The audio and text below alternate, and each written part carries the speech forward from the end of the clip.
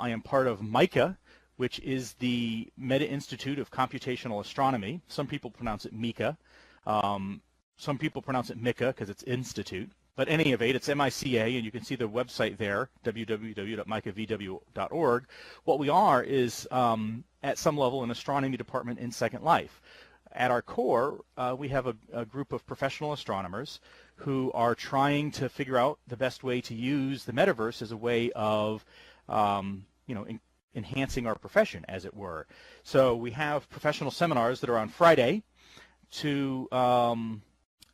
for professional astronomers to give research talks, and so that we can hear research talks from people that we otherwise wouldn't hear. So that's what we do, but we also have an extended group of interested and enthusiastic amateurs that are associated with MICA as well, and we have a number of popular level events, including this one.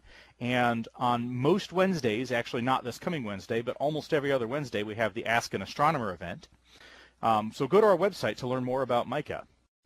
But for today, what I'm going to talk about is how we know that dark matter exists. Now, when I give a talk like this, there's usually somebody in the audience who starts saying, oh, that's not how science works. Such certainty. I can't believe I'm at a science talk. So I want to start with my semantic disclaimer. And so a number of people say, how can you say that you know something? That's not how science works. And okay, strictly speaking, science never really proves anything. Science can disprove stuff, but it never strictly proves anything. However, I'm going to go ahead and I'm going to make the argument to say that we can say that we know dark matter exists, because the probabilities and the consistent with the data and the number of different lines of reasoning that lead us to believe that dark matter exists means that dark matter, our confidence that dark matter exists is extremely high. There are some things we can say in science. Hold something out from your hand and let go of it. What will happen? It's going to fall, right? I can predict that. Why? Because we know about gravity. I can even tell you something about the rate it's going to fall. Do I really know that it's going to fall? Well, no. Gravity might turn off because of something we don't understand yet. But the fact is that we basically know it's going to fall, right? So confidence in dark matter is as great as in evolution? Probably not, because the confidence in evolution is extremely, extremely high. But dark matter is, I'd say that the confidence that dark matter exists is approaching that level, to the point that we're really pretty sure that dark matter exists. And so what I'm going to do today is talk about the evidence that dark matter exists. There are a number of different lines of reasoning. I'm going to talk about all of that and try and convince you that, yes, we really do know that dark matter exists.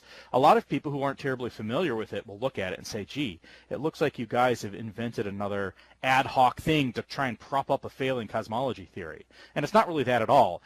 Any cosmology theory that we come up with that replaces the one we have right now is going to have to deal with certain observations that, almost independent of our cosmology theory, tell us dark matter is there. But even so, our cosmology theories that we have are extremely well supported and need dark matter to work.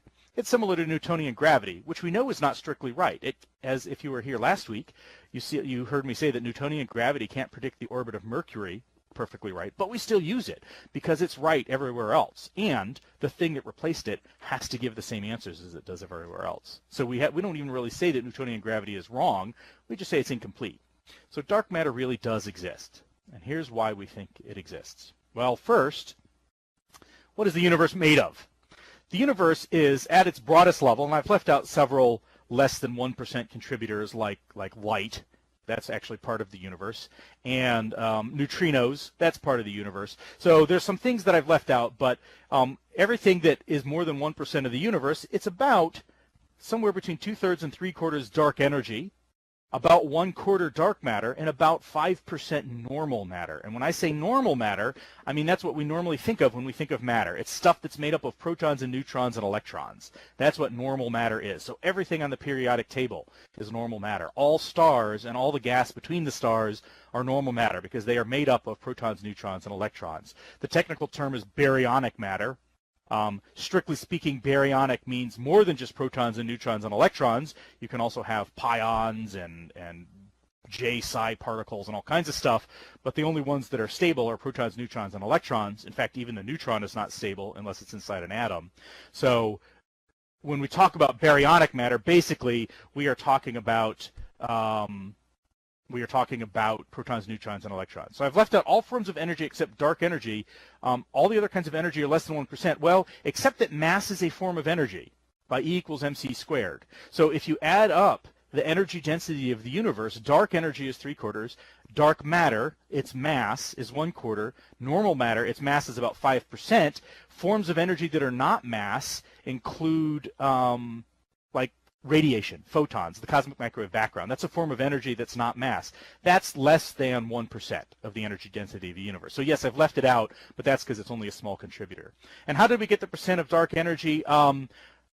I'm going to defer that question to the end because that's actually part of another talk, really. I will show you a slide later that kind of has that information in it.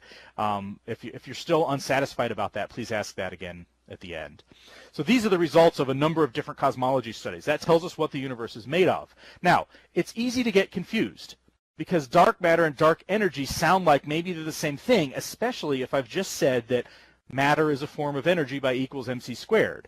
Now, so don't get confused. Dark matter and dark energy are two very different things. And I've listed a whole bunch of properties that sort of define what these things are. So dark matter neither emits nor absorbs light. We can't see it.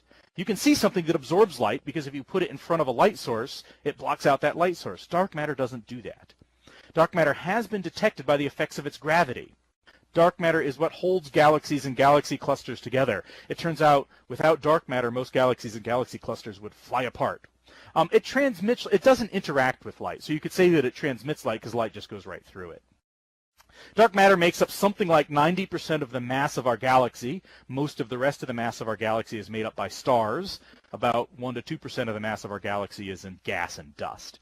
And dark matter has normal gravity, meaning the more mass of dark matter, the more gravity you have. It's attractive, so you fill up galaxies with dark matter, and you're going to have those galaxies will hold themselves together, and they're going to attract towards each other more and more.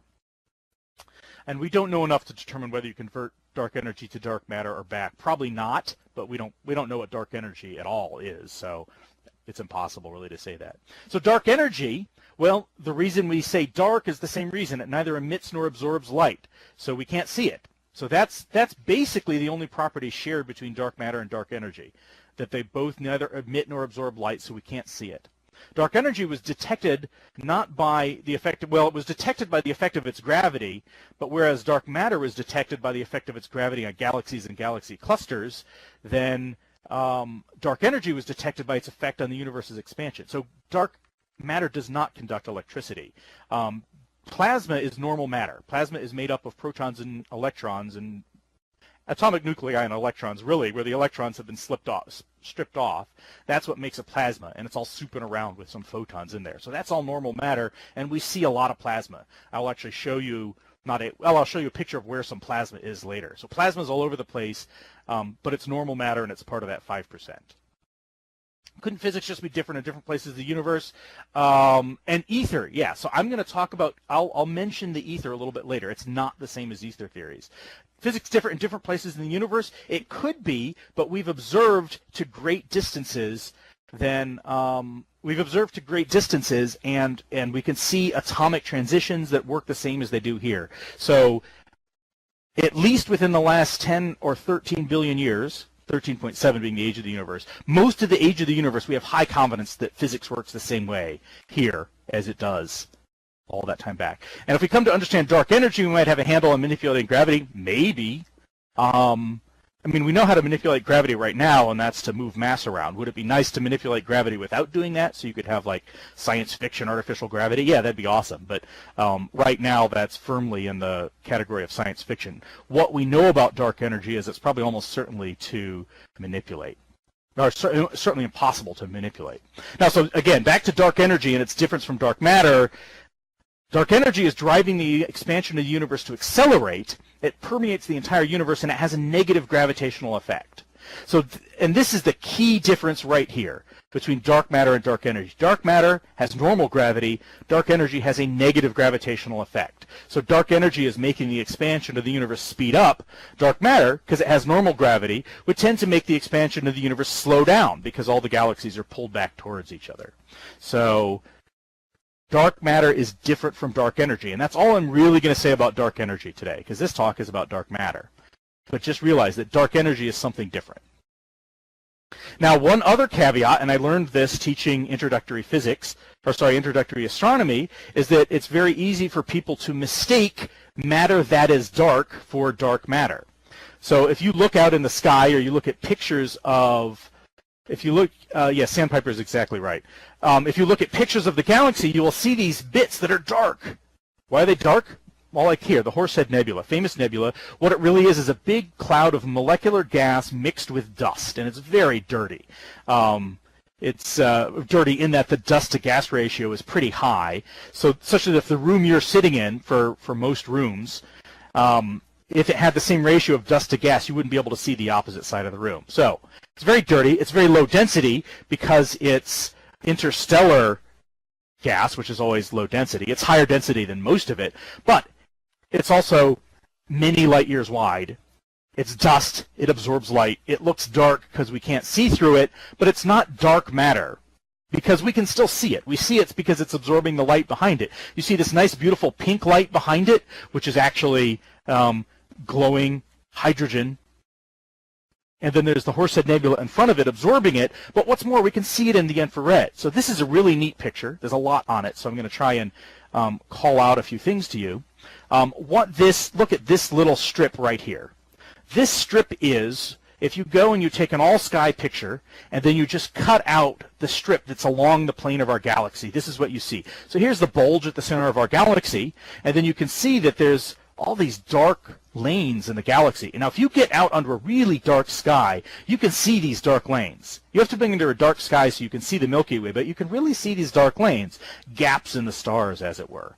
That's all this dust that's gummed up along the disk of our galaxy. There's stars there, but all that dust is absorbed. Here, this is in the near-infrared, and what's neat about this is the near-infrared light penetrates the dust better than optical light does. It doesn't completely penetrate it, but it gets through the light better than optical light does, and here you can see a nice classic edge-on galaxy. Hey, gee, we really are in a galaxy. There's the bulge. Here are all the stars. They're all there, but here, you've got this dust absorbing it.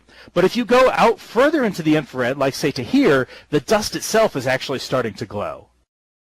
Right? So out here in the far infrared, you can start seeing the dust itself glow. So this is not dark matter. Dust is not dark matter. Just that sort of important safety tip there. When we are talking about dark matter, we are not talking about the things that look dark when you look at a picture of the galaxy. Those things that look dark, we can see. They're absorbing other light or they're glowing in the infrared. Now, so we can't see DM at all, correct. We see dark matter indirectly by its effects on other things. So here is the evidence for dark matter. Kinematic, which is just a fancy word for how things move around. Galaxy rotation curves, I'll explain what that means. Galaxy cluster velocity dispersion, I'll explain what that means too. But what you can take this is how galaxies move and how galaxy clusters move. Give us evidence for dark matter. Those two were the first evidence for dark matter. Now we have other evidence. Cosmological structure growth. If we compare our models of cosmology to what we see, we need dark matter to make everything work. Cosmological element ratios. If you put that together with some of the other evidence, you figure out that dark matter can't just be stars that are too dim to be seen, for example. But probably the best piece of evidence, and the most direct piece of evidence, is gravitational lensing that we see in colliding clusters, and I'll get to that at the end.